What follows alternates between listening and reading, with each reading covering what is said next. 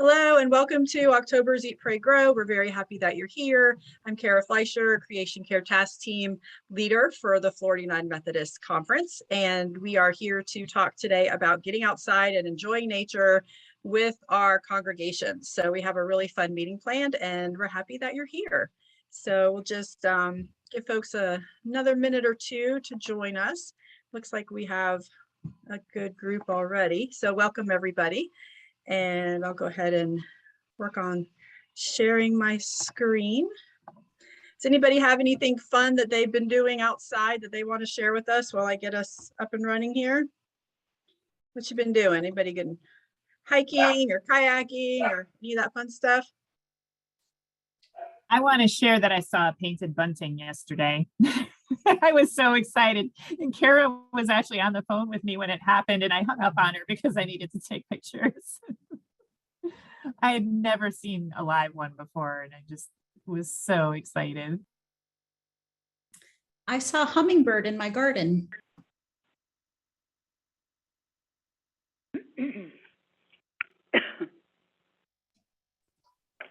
Sarah, were you going to say something about something you did? I was just gonna. I'm planting a rose bush. That's kind of fun. Oh yeah.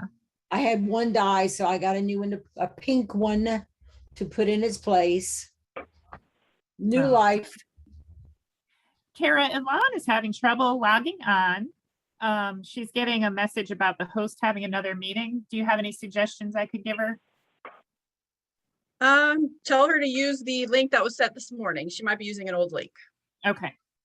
That would be my suggestion. Okay, so we are ready to go. Today we're talking about celebrating God's creation with outings, and our meeting name is called Made to Be Outside. So we're going to be sharing ideas for gardens, cleanups, prayer walks, kayaking and hiking, tree plantings, and more. And we're excited to have special guest Justin Rimondi with us, who is the youth director at Memorial UMC, along with Sarah. So that is awesome. We're really happy that you're here, Justin. So yeah, glad to guys. Great. So if we don't have Alon with us, Sarah Nussel, would you be willing to open us in prayer? Let's all bow our heads. Dear Heavenly Father, you created us to be in nature. And Lord, we deny that need.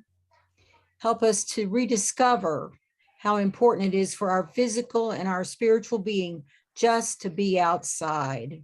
Let us glory in it and thank you for the wonderful creation you've made, and you've made us a part of it. We ask this in Jesus' name, amen. Thank you so much. Praying on the fly, that's our Sarah. So we like to share our mission statement for the Creation Care Task Team, and that is to equip the local church with encouragement, training, and tools to support your thriving creation care ministry, to live into the call of being a good steward of creation, loving our neighbors, and helping those in need by dedicating our time, talents, and gifts to advocating for the earth.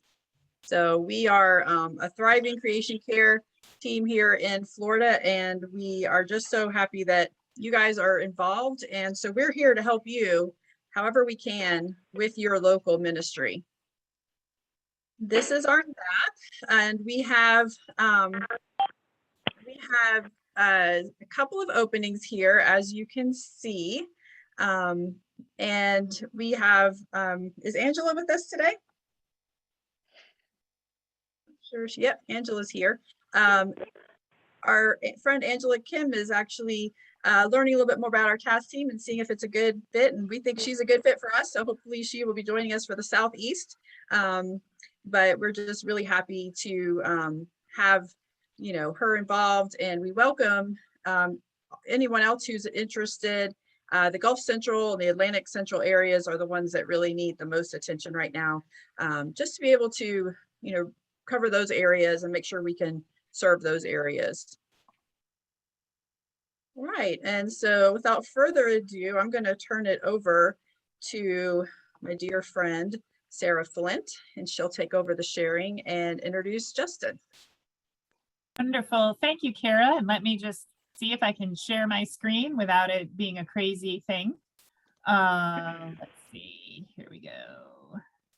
Present. Present. All right. I think I got it. What do you know? Let me just get out of the. Okay, so I can't see the Zoom while we're doing this. Is that correct, Kara? Just the presentation?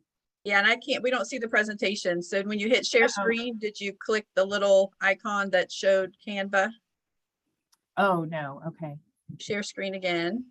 Sorry about that. I'm Awesome. learning, guys. I'm being trained so that I can do this next month. That's right. And I meant to mention that I am taking a little hiatus from November 14th to January 6th.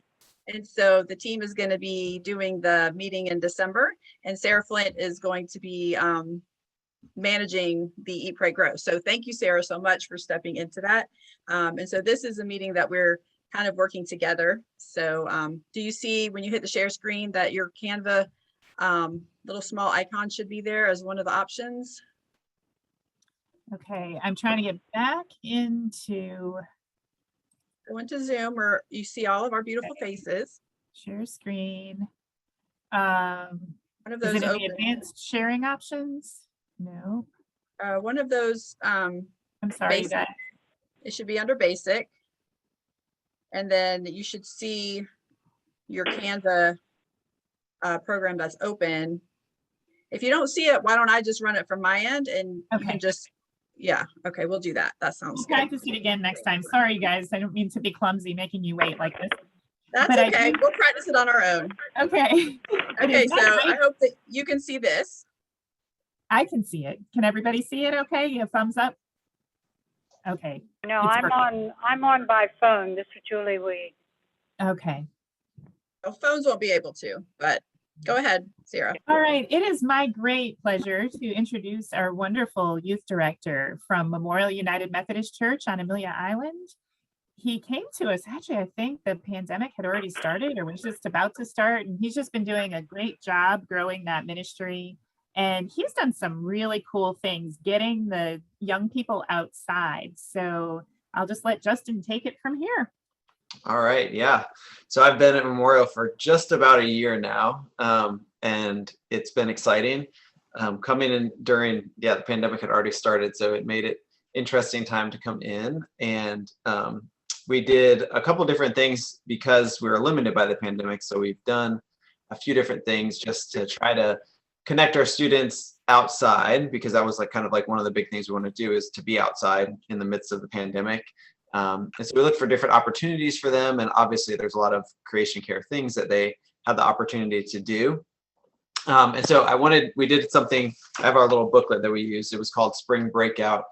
And they would come and we would do something all together. And then at night, instead a normal retreat, you all spend the night together, but just to be safe, we were kind of having to spend the night in their own places. And we linked a couple different things together, but one of the big things that we talked about was being a steward versus being owner.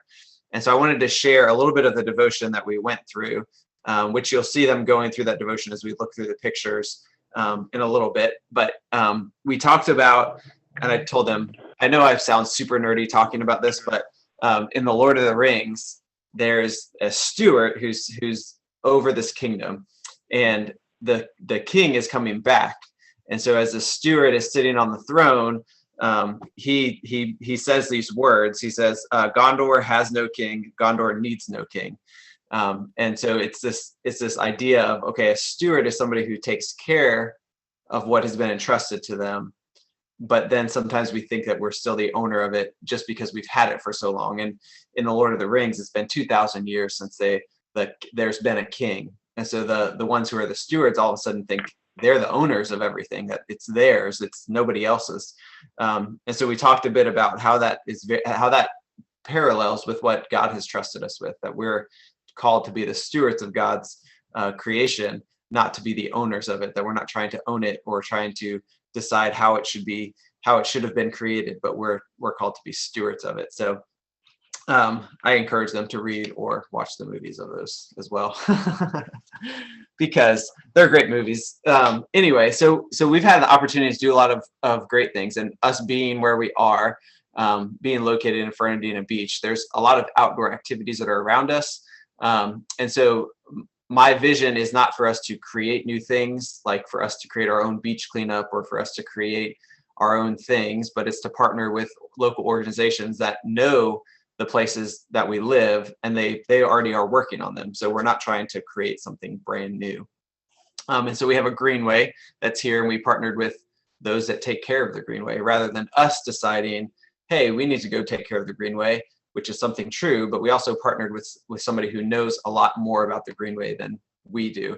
And I think do you have those pictures ready? You can show, I think the first couple pictures are us going to the greenway and getting an opportunity to do something. I loved going to the greenway. So there's a couple of the pictures. We got to the greenway.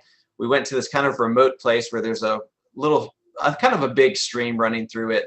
And so that we're picking out these invasive species that have been pointed out to us. This is what they look like. We just are going to remove as much as we can. So when we first get there, all the kids are very tiptoeing around the water and they're just kind of barely pulling stuff out. And then about 5 minutes goes by and they're like trudging through the water and don't even care about it anymore. And it's just great for them to like be like, you know what? It's okay to get wet. It's okay to get dirty. Like it's completely fine. And she said, the lady that we're working with who works for the city said, like, I hate to bring groups here because they always complain about the water. They always complain about the dirt. And it's typically older groups that she has. And so she was so excited that our group was like willing to get dirty, willing to get in the midst of, all of that mess to pull up these invasive species that had just kind of gone everywhere. And so it's really neat when you partner with places, especially if you're bringing younger backs and younger people. It helps them, a lot of older people have kind of caught on like, oh yeah, I have time now to help. But our teenagers have a fair amount of time, even though they tell you they don't. They do have a fair amount of time to do these type of things. And so it was great for that. It was a great experience for them and some of the students. One of the things that's great about having local organizations is that it gives them an opportunity to volunteer on their own if they want to. They can partner back up with these organizations. So it is neat to go to foreign places, but it's so cool to be able to experience something local, giving them the opportunity to spend their own time and choose to spend their time to do that is really neat for us. And then another opportunity that we had is there's a community garden a few blocks actually from our church. And so we just connected with, it kind of had died out and then it was being resurrected. And so I just contacted the person who kind of runs it or is helping run it. And she said, oh yeah, we can definitely use you guys. So we just set up a time to go out there, and she showed us what needed to be done. And then we just worked on it, and you can see kind of the difference in some of those garden beds after we had weeded them. Now our guys, we have a big group of guys. If you can see kind of in the picture on the top left, there was a ton of bamboo growing back there. And our guys just got the shovels and started chopping down all this bamboo, which they wanted it all gone. And they just started chopping down the bamboo and getting rid of it. And it's neat to see. I think one of the neat things about creation and the creation care is that it's not all the same. Like you're not always doing the same exact thing. So some of the people felt much more comfortable just kind of picking out the weeds or pulling up the weeds. But our guys were like, this is so boring. And then they were really into chopping up the bamboo. Like they were like way too into it probably actually. But it was fun to see like the different groups kind of doing what fit them best. And that's kind of neat to see that in these opportunities that they have, that they don't have to all do the same thing, and it can be look very different for the different people in our group, and them using their strengths actually in that. So that was kind of a really neat opportunity for them. And then the last one that I wanted to share with you is a beach cleanup that we did. And so we have Fort Clinch, which is a state park that's right in our neighborhood. And so I had called and connected with them, and they said, oh yeah, we'd love to have groups come and do beach cleanup. Our beaches are actually, most people do take pretty well care of the beaches here. And so there's not typically a lot of trash, but he said there are a few places that trash just, whether if it gets in the ocean, it just kind of collects onto the shore in a few.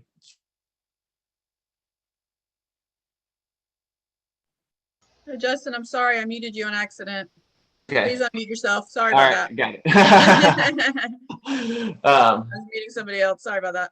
No, that's fine. So it was an opportunity for our students again to be out in creation, and to be doing something good, which is to be picking up this trash that's harmful.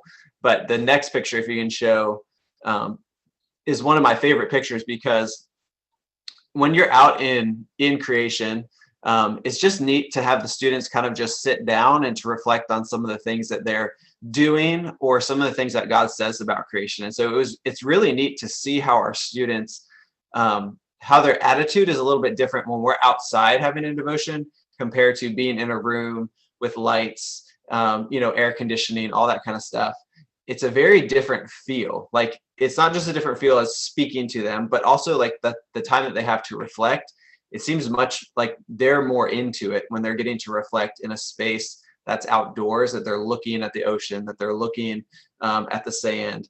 And it was so neat to see them kind of take that on as a group that is very rambunctious, to take that on and to be able to space out and to be able to, get out throughout the creation and just sit down and think about the passages, think about the things that we're talking about, to think about being a steward and what does that really mean to be a steward rather than trying to be somebody who owns something.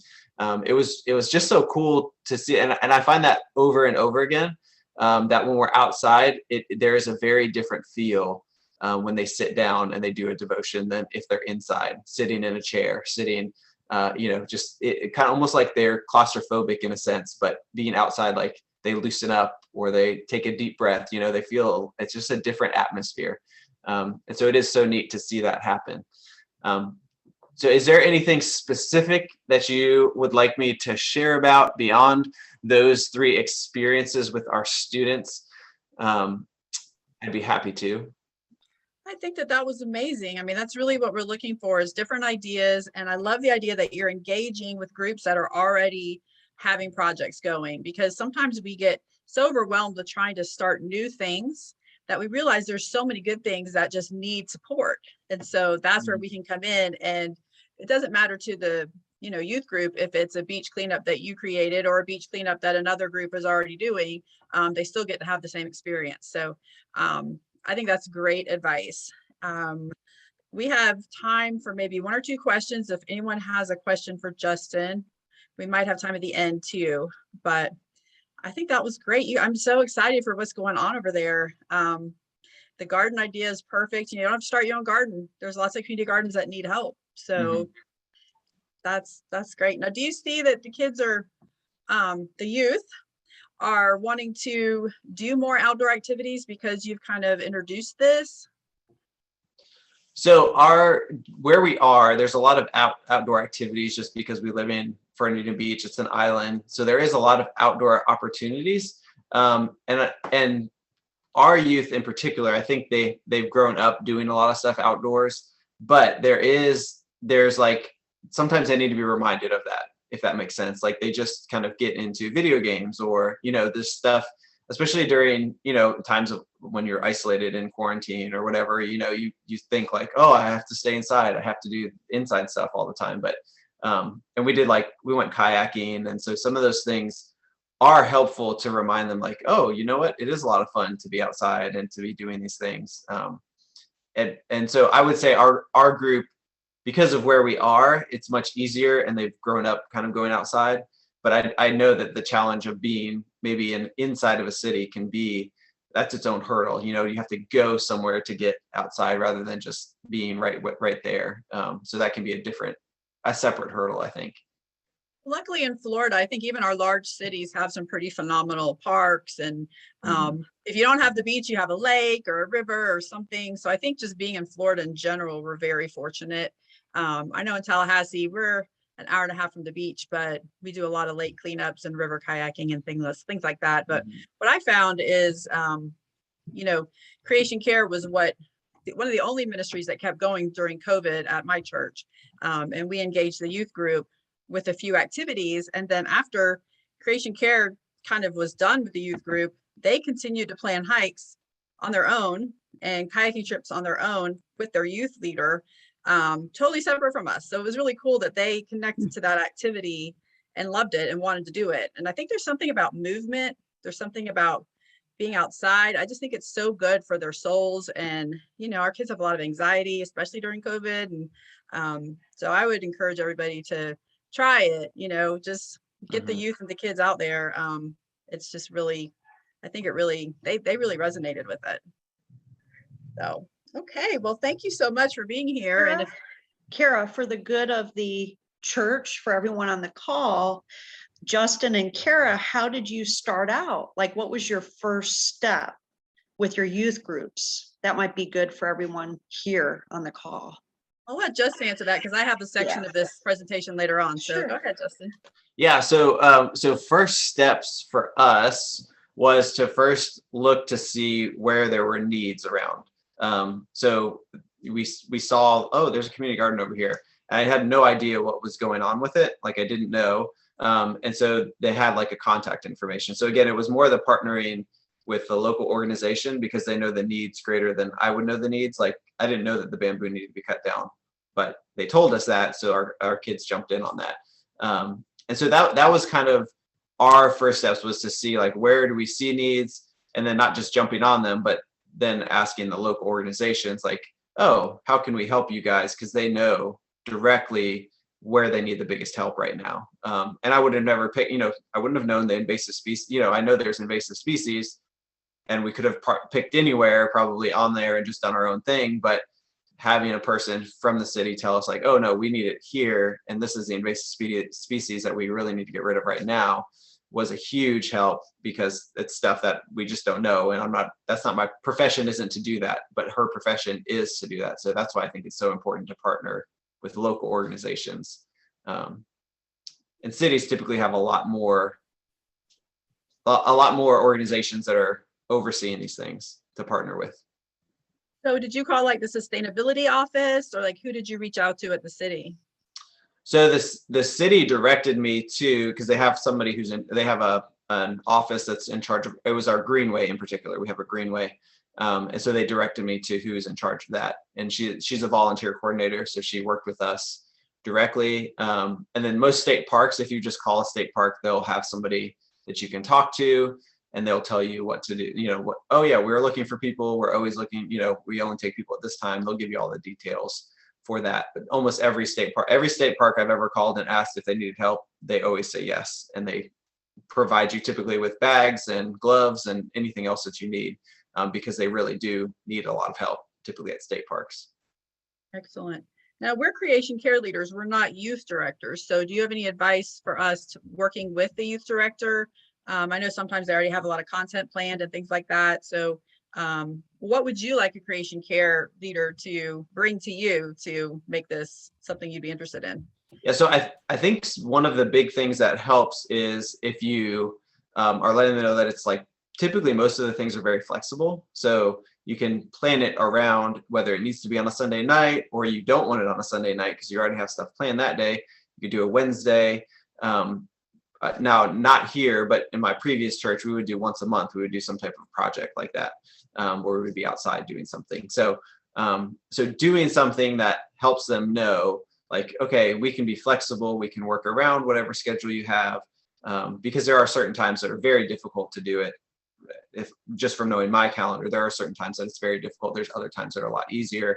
And so just working with the calendar, I think, is the biggest thing to do. And then I would say on top of that, that it is very appealing to a lot of kids to be able to do that. And so if you say, hey, I just need you to kind of bless this and advertise it to the youth, I don't need you to do it. That would be something I think appealing to a lot of youth directors, because then it's not another thing on their plate that they're trying to accomplish. That makes a lot of sense. And you said you had that devotion. Is that something you'd be willing to share? Oh yeah, no problem. Wonderful. I can share it with Sarah, and then she can send it out. Perfect, because that might help too if we have kind of the theology, along with the idea, to make it kind of a package deal. Yeah. Okay, great. Well, thank you so much. Appreciate it. Yeah, And so happy to be here. we could have talked the whole time, but we have a whole other speakers. But thanks again. That was great. All right, Sarah. I guess I'll just introduce Alma. Alma. Okay. Okay. Okay. Ready? Yes, so Alma's going to talk to us about church gardens. And Yes.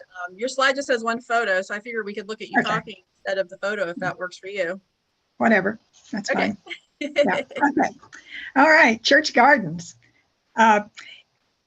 I think some of the things, and they don't have to necessarily be in this order, but some of the things that you need to think about with a church garden is to have a group of interested persons and set your purpose and your goals for it.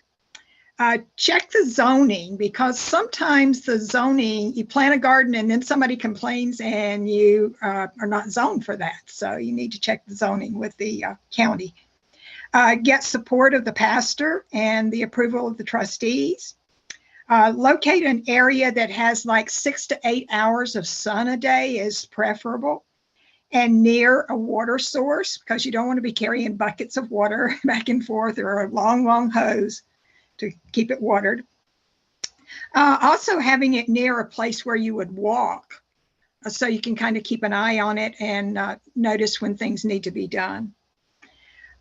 Contact the County Extension Service or the or IFAS at the University of Florida, and I put that link, that website, in the chat, so you can get your soil tested and also get the right plants for your zone. So that they're very helpful and have lots of information for you. You need nutrition-dense soil, compost, recycle. Containers or raised beds like you saw in some of the previous slides with Justin. It's a community garden, that's helpful. Decide on the type of garden you're going to have. It's going to be flowers, vegetables, fruit trees, or all three. Then you need to prep it, you need to maintain it, and then you can harvest. So some of the benefits of having a church garden is that you can cultivate relationships and the earth. You can reconcile, you can share, you can break bread together, you can celebrate with others. It's something that all ages can do, families, neighbors can enjoy it together in God's creation. So creating a garden is a way to nourish relationships as well as the earth and the soil. So let's go outside and celebrate as we garden. Great. Thank you, Alma. And I will say too that when we started our garden, we had a grant, $1,000 grant given to us by our county. Not all counties do that, but it's a great idea just to check in with sustainability offices in your city and your county. And when we did that, we automatically got assigned an IFAS expert who came and helped us pick our location, which was totally different than where we thought the garden should be. And it's worked out beautifully. So you're not, don't have to be on your own or be a garden expert to do this. Right. Thanks, Alma. Okay, let's see, who's next? Prayer Gardens with Sarah Nussel. Where are you, Sarah? Are you muted? Are you with us? I was muted. There she is. Go back to the slides. Hi. Yay. Well, introduce yourself first. Yes, I'm Sarah Nussel. I'm from the North Central District up near Gainesville. I live in a little town called Williston. We are in the country, believe me. And cowboys, trucks, the whole deal. But my church, First United Methodist, has a piece of land that is connected to our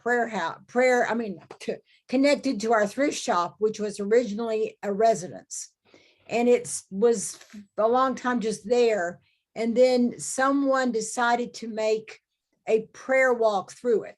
And if you know about mazes from ancient times, the idea of going into a maze was that you were journeying from hell to heaven. You were finding your way to heaven. So the walk is, it's not as good as those European mazes, but I tried.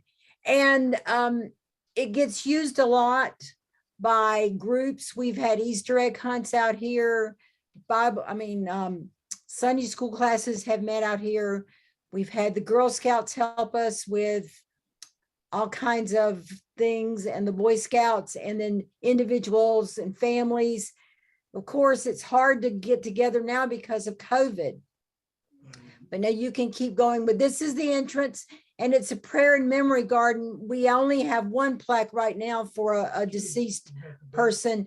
Oh, two, but we want eventually to have a big wall plaque near the center where people can buy memorial plaques for their loved ones, and then that can be a place of memory for them. Okay, we're ready for a next picture. All right, there are a bunch of signs. This one is at a turn in the walkway. Turn your eyes upon Jesus. There's about 30 or 40 signs like that throughout the garden. And lots of the seat is the middle of the garden, and that was dedicated by a couple in our church who lost their 30-year-old son. So that his place of memory.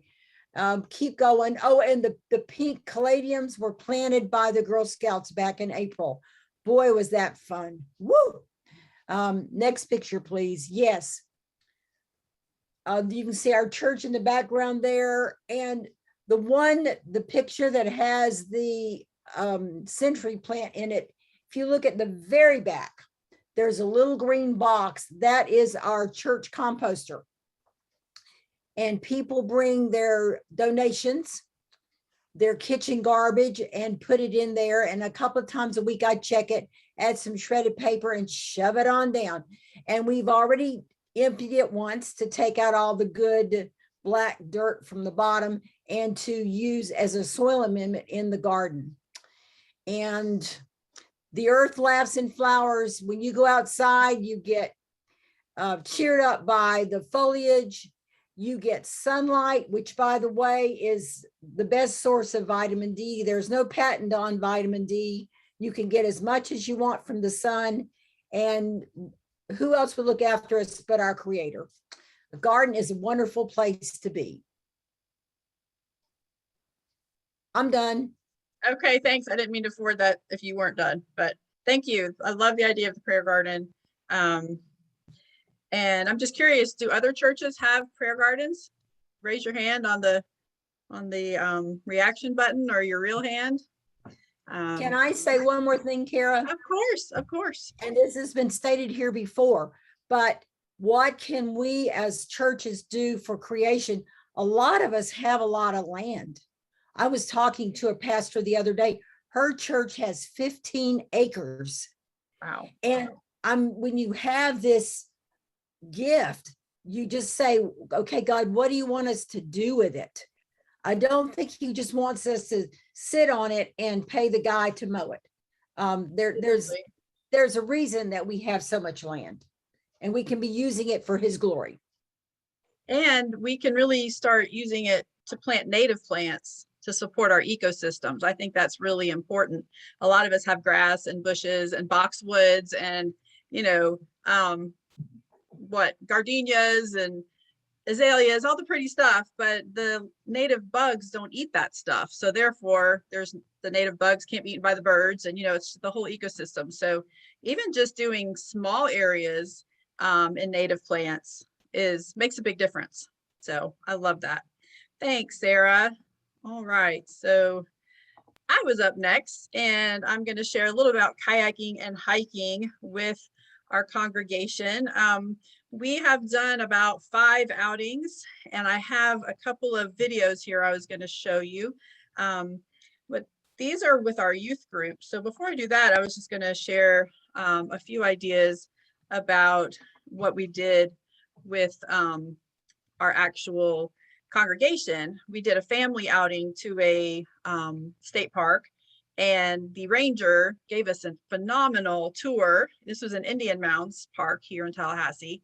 And then he had all of these artifacts from the Native Americans who lived there, and it was really fascinating. And it was multi-generational, so we had grandparents and grandkids and parents and lots of cousins, and it was a fun family day, and it was easy. We really just connected with the ranger. They do this kind of stuff all the time.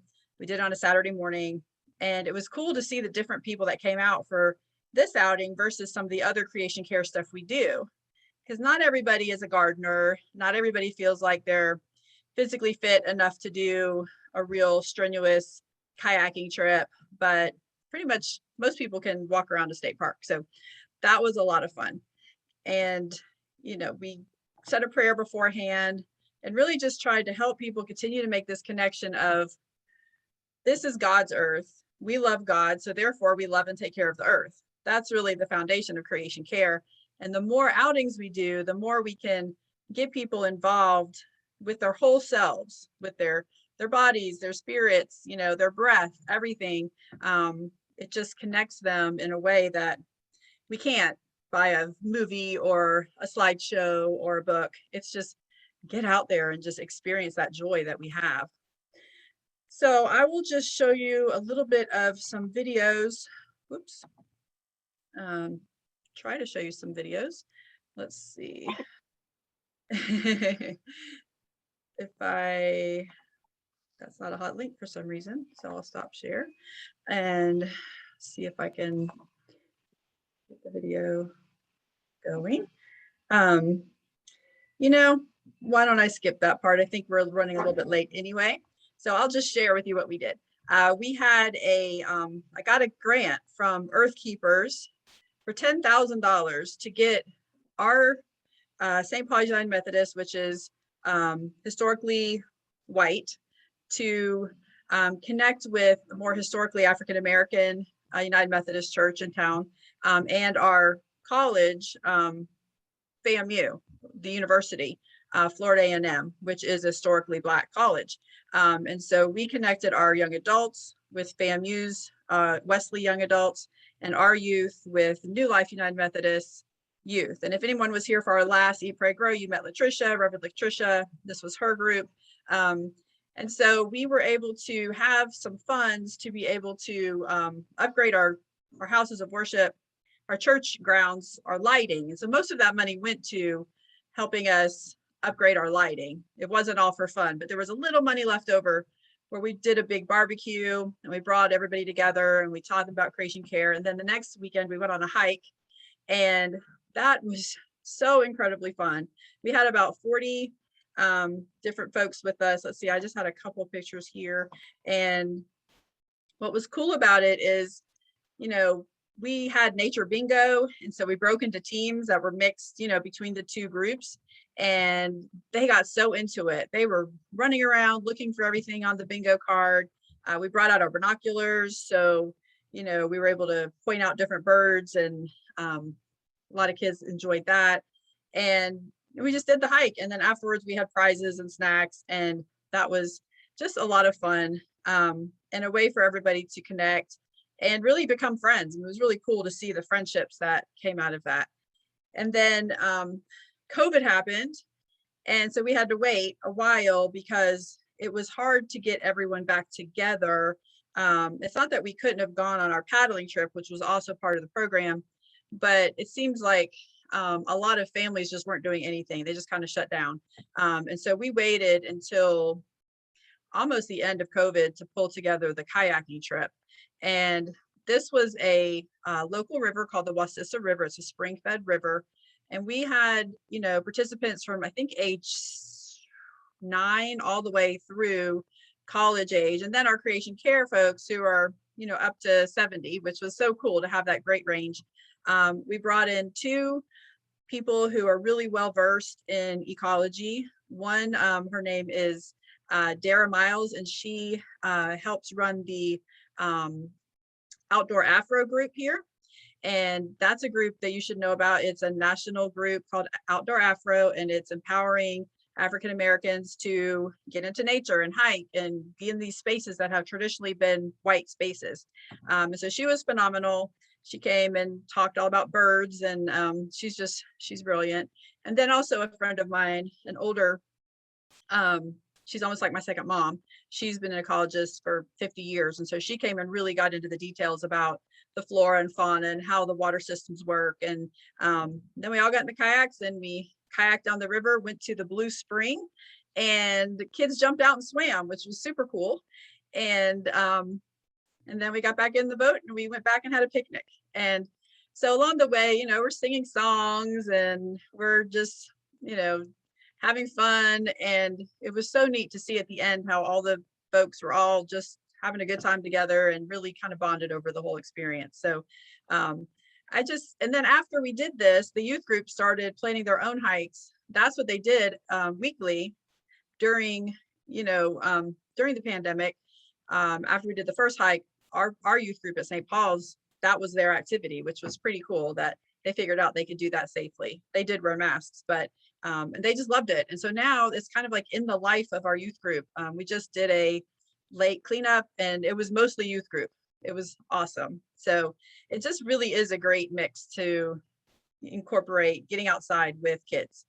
So that is what I will say about that. Let's see who is next. I think it's me. Sarah Flint. Hello, everybody. At my church, we do a lot of cleanups, and they're usually sponsored by our Wilma Bunch Circle, one of our UMW circles. So I wanted to just tell you a little bit about how we organize those and how they've gone. And we've already talked about this idea a little bit, but one of the first things we always do is to call our local chapter of Keep America Beautiful. And I think this whole idea of partnering with other organizations that are already out there and they're already experts in the areas that you're starting to delve into is extremely helpful. So we'll call our chapters Keep Nassau Beautiful, and we set up the date with them. And they are so wonderful because they also bring all of the supplies that are needed. They bring the bags and the gloves and the pickers and everything. So we don't worry about having our church have to buy any of that kind of stuff. So we set up the date. And of course, I know everybody knows this, but just a reminder, advertising that the event is about to happen. We get it in our church newsletter and in the email that goes out weekly, with enough notice that people can save the date and be available to come and help us. And Kara, if you wouldn't mind showing the next slide. I think there was an introductory one, and then there's one with a bunch of people on it. Okay, and you can see there are some banners. There's a banner up in the middle photo on the top, and we do have some banners to help let people know who we are and what we're doing. I will say I have kind of mixed feelings about printing on plastic for a cleanup, but there are different ways to do banners. They could be done on fabric, they could be done on paper. And you see little Nola there in the lower left. We pick up a lot of cigarette butts when we go to the beach. That's something to be aware of. And you see some people tallying in those other lower photos. And that's kind of a cool thing that we do to count, how many of certain items we pick up, like how many hundreds of cigarette butts did we pick up off the beach? And, that certainly isn't necessary. It's one of the things that Keep Nassau Beautiful people like to track because they share that information when we're trying to get, good cleanup support from the city and things like that. So it's helpful information. It also tells people how much we really did, and it feels good to accomplish that.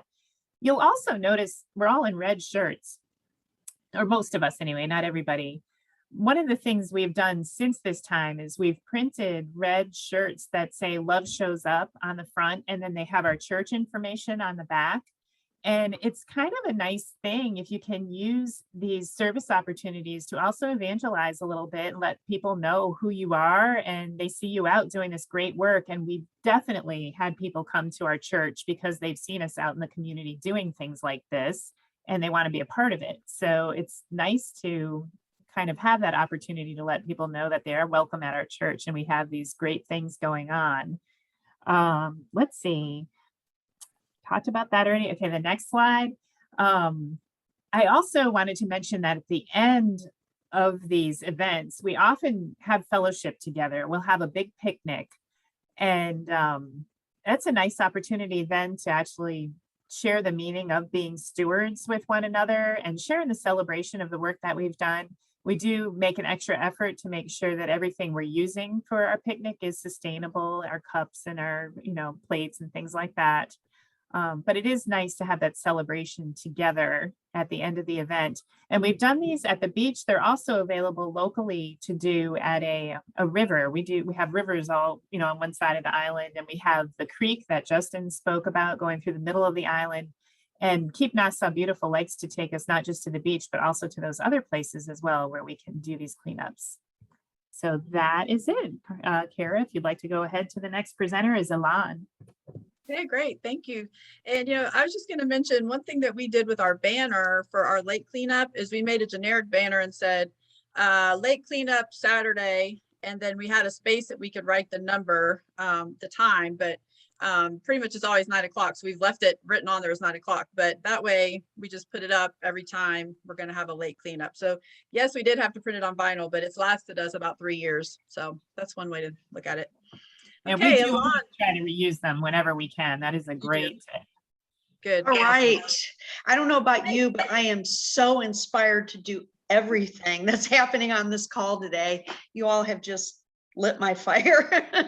Yay. Yeah. I'm going to actually change the order. I'm going to talk about planting trees first and then prayer walks. And I just wanted to share words from Isaiah. For you shall go out in joy and be led back in peace. The mountains and the hills before you shall burst into song, and all of the trees of the field shall clap their hands. When the Bible personifies trees as singing and clapping their hands, we might think of these things, these images, simply as poetic metaphors. So planting trees is a fundamental act of caring for God's creation. And in January, I'm going to be talking in detail about the Trees of Life planting project that we have going on in the Southwest District. That could be a model for your districts. But just today, I'm going to talk about the importance of planting trees, because as they mature, they become a lasting reminder to live a more environmentally friendly life.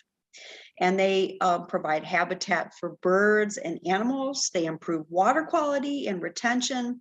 They stabilize soil, and they sequester carbon dioxide, and they provide much needed shade. So as we deal with predicted hotter temperatures, increased tree shade is very important, right? It's cost-effective cooling system that supports public health and protects the quality of life. So trees do a lot, right? And you can plant them on your property, again, getting permission, with your youth group. We're actually going to do something in the Southwest District with several sister churches, planting on Arbor Day. Florida Arbor Day is January 20th.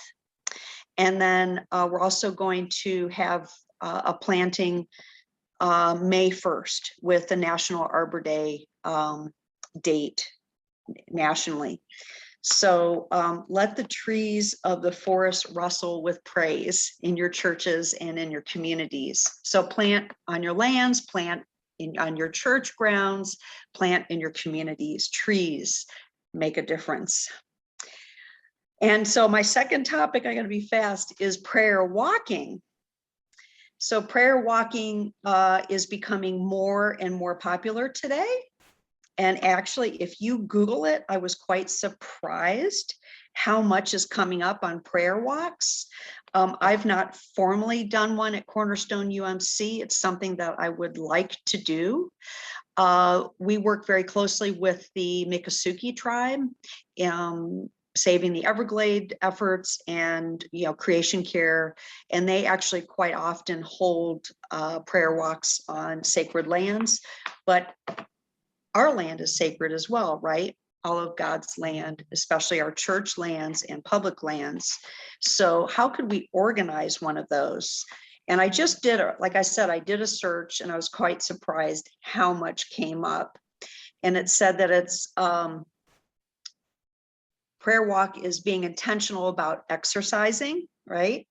And your prayer time, so that you can cover your community in prayer. It's very simple. It's combining walking and praying, which I don't know about you, but I love that combination. For many, a prayer walk is as simple as grabbing the leash and taking your dog for a walk, woohoo, or putting the kiddos in a stroller and praying for each family living in the house that you pass. I thought that was very beautiful.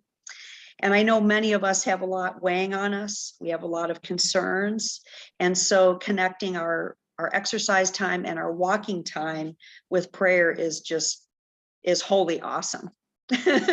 So the most important part of it is that you're praying. And it isn't the walking that it's important. I'm kind of reading from a site that I found, but it found that the rhythm of walking helps to keep you focused while you're praying. And I don't know about you. If I'm sitting and I'm praying, it's easy to get distracted. But as you're walking and talking with God, it's a very peaceful, reflective space to do that. So get outside, be walking with your congregation in nature, on your church lands, or at the beach, and connect with God, pray for all creation and our leaders and our climate crisis, that we, people of faith, can make a difference in healing, reconciling God's earth. So Thank bless you. you in your work of ministry. Wonderful reminder. It is true. I don't know how many times I've been hiking and all of a sudden I realize I'm in prayer Yeah. because I'm just so overwhelmed by the beauty and God's world around me, or even at the beach in the water. I'm just like so overwhelmed being surrounded by creation. So wonderful. Thank you. And also, you know, to introduce our congregation to those concepts really is our way of sharing and kind of evangelizing with them so they can know there's the tree. You know, so they can experience it that way. All right, so we're at the question and answer period, and we have about 5 minutes. So if anyone, you don't have to have a question, if you also have just a comment, something to share, what's working for you. I know a lot of you are already doing these things. We'd love to hear, you know, anything that you might have to add to the conversation. Just unmute yourself and speak. Am I gonna do green products? Is that after Q&A? Yes, Okay, Oh, after Q&A. Sorry. That's okay. it's next. I also wanted to share my experience. I used to do a prayer walk every morning in my neighborhood. And I love that Elon reminded me of that practice, because I should really start it again, because it was so helpful in my spiritual life. I would get up very early in the morning. It was when I had little babies, and I'd leave the house before they were awake. And I would walk my neighborhood and I would pray for the people in every home that I passed. And the unintended consequence of this practice was how connected I felt to everyone who lived around me. And I found before long, I learned everyone's name in my little neighborhood, where before I did this practice, you know, I didn't really think that much about the people who were 2 streets over. But when I started doing this, they became people I cared about and I knew, and I would ask, you know, how they were doing and find out what specific things I could be in prayer for. So it is really a beautiful practice to incorporate if you are able to. Wow, I'd never even heard of that. That's really powerful. How cool. Awesome, thank you. Anyone else? I think Anne is trying to tell us something in the chat. Is Anne? there something going on? And you want United, to, sure. United Methodist Women is sponsoring a phones app. 1 o'clock, I think, tomorrow. You can call in, and there'll be training on calling our members of Congress, and then time to call them about prioritizing climate justice. So the link, I put the link in the chat. thank you so much. Some of you might know that the big UN climate conference is coming up next week, and they need to hear from us. They needed to hear from us months ago, but unfortunately, it looks like the US might be coming empty-handed to the conference because we weren't able to pass the legislation for climate action. So anything that we can do to put the pressure on our representatives now certainly would help. So thank you for that. And if you don't attend the training, you don't have to. You can just Google, find my representative, find my senator, US representative, US senator, and then just call them up. You're going to get an answering machine. You're going to leave a message, but they tally those every day and they show them to the members. So it really can make a difference. They do have a conversation. If more than 6 people call, it's kind of a big deal about one issue, just from my experience, and it really gets on their radar. So that's one thing we could do as a group of faith that we could do a lot better at. I know that I have them all in my speed dial on my phone, either in my phone. And I used to have alarms set to tell me to call. I need to set those alarms again. But it just does not hurt, and it can only help. So it's all about political will right now, making decisions. Where should our money go? And as we know, it needs to go to climate action. So thank you, Ann. One comment there is that they're also working on the defense authorization bill. And there's all this discussion about spending $3.5 trillion on us, us, the taxpayer. Whereas the defense authorization is talking about spending $8 trillion in the same time period on stuff we don't need, stuff we don't want, stuff we never want to use. That's a good point. The money is being spent. It's just not being spent on climate action because other people aren't making money off of that. So we need to demand that saving the world is more important to us, and that if they want to get reelected, they need to get the program. It's not an easy thing, especially if you're in a red area. But if without our voices, all they're hearing from is the supporters of the military industrial complex. So and we're saving the world by spending our money very close to home. It doesn't have to be going far away. It's spending it on us, putting up solar panels, public transportation, things like that. Changing our grid over to renewable energy. Absolutely. Yep. Okay, so I think anybody else have another comment? All right, well, let's go back to our presentation to see where we were. All right, Sarah Nussel, Green Product Finds. Right. I bought an electric lawn mower. Mine's the little one in the middle. And I was amazed by how much pollution gasoline motors put out. It is incredible. In 1 hour of pushing a lawnmower, a gasoline lawnmower, you make more CO2 more carbon monoxide than a car that's driven 401 miles. And we put a lot of pollution in the air with our lawn care items. So I've got the little push mower. My husband's still riding the electric lawnmower because we have 8 acres. But it's called Ego, and I don't think it means about, like, look at me, it's like electric go. But it's a neat little thing. It goes 45 minutes on a battery. And I think Kara has something similar, and they have more than one battery. So you take out the dead one, you put in the live one, and let the other one charge up. My friend Harriet just bought a riding lawnmower called Ryobi, and she's very pleased with it. So she's like zero emissions when she mows her lawn. God is green. Don't forget. Thank you. And Spend along your money wisely. Yep, along those lines with the lawnmower, we also have the leaf blower, we have the hedger, we have the chainsaw, and they're all by the same brand, sold at Home Depot, and they have interchangeable batteries.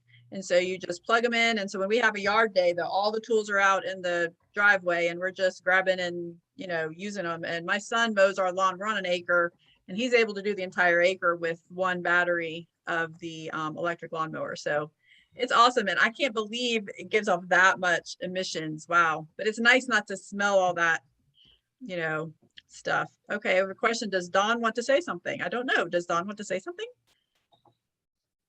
You can unmute. I just had a question about church gardens. We had, and I'm really asking for input from all of you. We grew vegetables this year and found ourselves with more produce than we could use. So there's a refugee church that worships in one of our campuses, and we really kind of overdid it with them. We took them tons of produce every week. It is a small congregation, so they couldn't use it all. But we're wondering next year if we can be more intentional about what we grow. And then what are people doing with their produce? Are you providing it to food banks, or what are you guys doing if you're growing vegetables? Yeah, great question. I'll just to speak for us, we support a food bank. And so all of our produce goes to our food bank. And we've done thousands of pounds. So we package it all in, paper bags to be able to have it distributed into the other, food bank bags. And we've really focused on tomatoes in the summer and collard greens in the winter, because those are the two categories that our clients really appreciate the most, and they're extremely nutritious and they grow very well for us. At St. Luke's, we do a little bit differently because ours is kind of an entrepreneurship of empowering other people to do things. We sell a bag of fresh vegetables, whatever happens to be available that week, once a week for $10. And it's like $20 worth of vegetables or whatever we have. And we also partner with some other elementary schools with the families there, and also with a person who has a restaurant. She uses she likes the fresh herbs and things of that sort that we grow there too. So there's a number of different places that it can go to. Wow. Are you selling to members of your congregation? Yes, and to anyone else that wants to join the list. It's open to the community also. There's usually an email sent out once a week of what's available for that week, and you can pre-order, or you can just show up on Saturday morning for a couple of hours and pick up whatever happens to be available for $10. We did a whole Eat, Pray, Grow on gardens and this project in particular. So I can share with you, I forgot to email you guys the link from last month's meeting, which was so amazing. So this time I'll go ahead and add a couple of links, and I'll include that garden link in the email as well, because that would answer probably a lot of questions. Kara, speaking about links, this is Edith. I have put in the chat the link to a 2-minute max way to call your legislators. It calls your specific legislators, and it doesn't take long at all. You click on that link and they'll then populate your information, and you will have contacted your legislators about the climate justice legislation.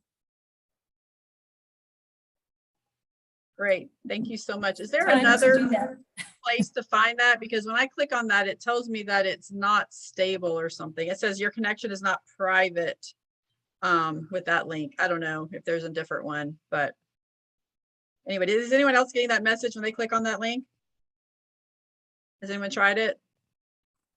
Trying. Maybe it's my for me. It worked for you. Okay. I didn't do it through the chat though. Let me try that. It could be my antivirus software stopping me. All right, well, we're a little bit over, so we like to keep it right at 1 because we know this is during the workday. I just want to thank you all so much for being with us today. And let's see, I got to get back to my presentation so I can tell you about our next meeting, because we do have another meeting, which I will not be running. I'm very thrilled that the team is going to be able to do that without me, so I can have a little bit of time off. Thank you so much, team. I have corrected the link. Oh, good. Okay. Thank you. Sarah Flint, would you like to talk about our next meeting? Am I unmuted? I think I unmuted. I can hear you. Okay, good. And actually, Alon is here, who will be our one of our presenters for this, but our next meeting has to do with food justice and being around the table together in a spiritual way, conscious eating, the types of things that we should be eating, and how we bring our spiritual side to the meal. I don't know if Alon wants to add anything briefly. Actually, Reverend Stephanie Campbell of Life Around the Table Ministries will be speaking regarding that. But yes, we will explore food justice on our plates and our gathering around the table. Great. Hope you'll be there. Make a note that it's a week earlier than usual because of the holiday. So it's November 16th. All right. And so now we are ready for Sarah to close us in prayer. And Sarah? actually, have a message that Ilan had missed praying in the beginning, and she was very sad. I had a So, tech Ilan, would issue. you like to pray us out? I had a tech issue, so thank you for your grace. I'm wholly inspired by all of you. Let us be in a spirit of prayer and lift our hearts to heaven from where our help comes from. Lord God, creator, you divinely created us from the Adamah or soil of your sacred garden. You made us to be outside, Lord. Your first commandment to humanity was to care, to tend, and cultivate the garden that you made very, very good. As human beings, you've called us to cultivate and care for your beloved community of all creation. We are all earthlings, as Jesus was, and our love of you must extend to all that you have made. As we discover our rootedness to your kingdom on earth, made to be outside, let us intentionally this month and the days forward reconnect and remember our connectedness to all things great and small, made in Imago Dei. Psalm 104 says it's best. Lord, hear our prayer. Open our eyes, our hearts, and our minds to our connectedness to all forms of life on earth. In your Son, Jesus' holy and precious name, we pray. Amen. Amen. Amen. Thank you so much, Ilan. And thank you all for being with us. I hope you're experiencing some amazing weather and that you want to go outside now and grab your church friends and go on a hike. Post on our Facebook group and let us know what you're doing. We'd love to just even get inspiration and ideas from you. So thank you all. God bless you. And everyone say goodbye. Bye. Take care, Hi, everybody. everybody. Thanks for being here. Yes, please pray for COP26 and our leaders to make the hard choices to save our planet. Now's the time. Kara, can you stay on for a second? Absolutely. If anyone would like to stay, Kimberly. please stay.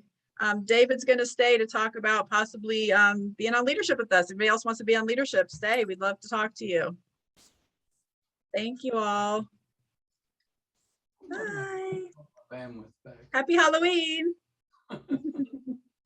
Have fun. Get outside. Outside. We've just been outside.